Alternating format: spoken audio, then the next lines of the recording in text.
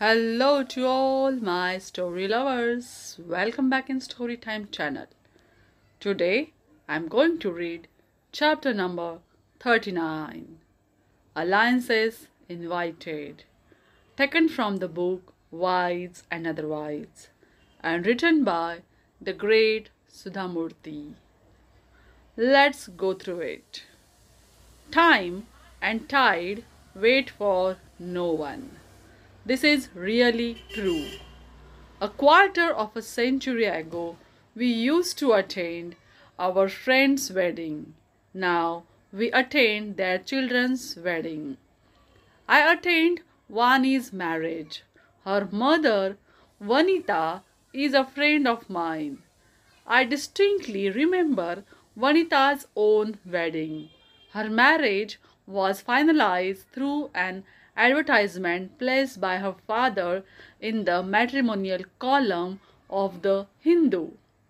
30 years ago, matrimonial advertisements were something new in those days. Normally, matches were made through personal contacts. Advertising in a paper was the last resort. Vanita was a tall girl. Finding a boy taller than her in our small circle was not easy. So her father had to resort to advertising. I still remember the advertisement. Alliance invited for a tall 24-year from a traditional family, Smartha, Atreya Gotra, Ashwini Nakshatra, Prathama Charana girl, a commerce graduate, bank employee, knows all household work, excellent in a joint family, ready to work or stay at home after marriage, knows good embroidery and knitting. Tall grooms aged 29 years to 34 years, above 5.8 inch, from the same community, with horoscope through their parents from a good family should apply. Groom should be at least a graduate. Working in a bank, government, public sector is preferable. A good wedding is assured. Apply to box number XXX. Vinita got a husband who was working as an engineer in a public sector company. He was from a joint family and belonged to the same community.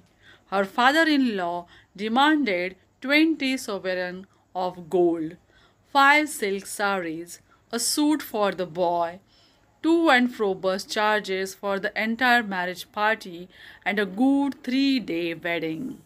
Though it was difficult for them, Vanita's family agreed. The wedding preparations were enormous and time consuming.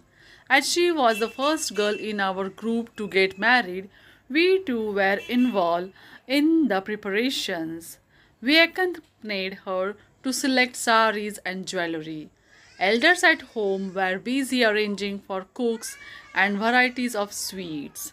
Now, years later, at the wedding lunch of Vanita's daughter, I saw the new couple, Vani and her husband, happily chatting away as if they had known each other for a long time. Caterers were very busy arranging different kinds of food. Tired but happy, Vanita came and sat next to me. My mind went back to the days of Vanita's wedding because I knew all the details of her marriage and because her daughter's marriage had happened so suddenly. I asked for details. Vanita smiled and replied, "Oh, it was just like mine, an advertisement in the Hindu matrimonial column, but the kind of ad was different." It was a hot May day. Wiping the perspiration with her silk sari, Vanita opened her purse and showed me the paper cutting. She said, "I'm going to attach this to Vani's wedding album." I read the ad. Alliance invited for a smart, slim, fair 22-year-old software engineer from a modern family preferring to stay overseas. The girl is convent educated and prefers nuclear family, outgoing and karate black belt, enjoys western music and traveling. Handsome boys between 22 to 25 years, well connected, well settled, preferably a software MNC. Small family can apply directly. Horoscope not needed. Caste no bar. Vanita then explained how her daughter's marriage had been fixed in a week's time, without hassle or tension.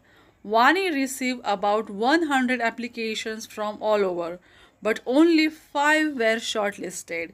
She met all the 5 boys separately. 2 did not approve of her, and she did not like another 2. Thus, the final choice was made. This boy was working in the US as a software engineer. Vani's passport had been readied when she was in her final year. She had got a job in software company. She knew that she had to marry soon, so she learned driving, swimming, aerobics, nutrition, and diet. Does she know cooking? I asked, since Vani was going to live abroad. Not needed, but she knows how to make pasta, soup, noodles, and pizza. Anyway, the market is flooded with ready to use mixes. She can manage the kitchen with all these things. Did you buy a lot of jewelry and sarees? No. Nowadays, the in laws don't demand jewelry or dowry. Instead, they want the first time airfare to the US for the bride. My daughter does not want to buy many saris either. She hardly wears them and feels it will be a waste. So she bought just 2 saris, 6 salwar kameez sets, and 10 sets of western clothes, which are more useful to her. And we made lightweight jewelry. I was amazed at how times have changed. Traditional matrimonial columns show the change even in arranged marriages. Change is very essential in life. Depending on the circumstances, rituals and people change. Is it not true that nothing is constant in life except change? Thanks for watching.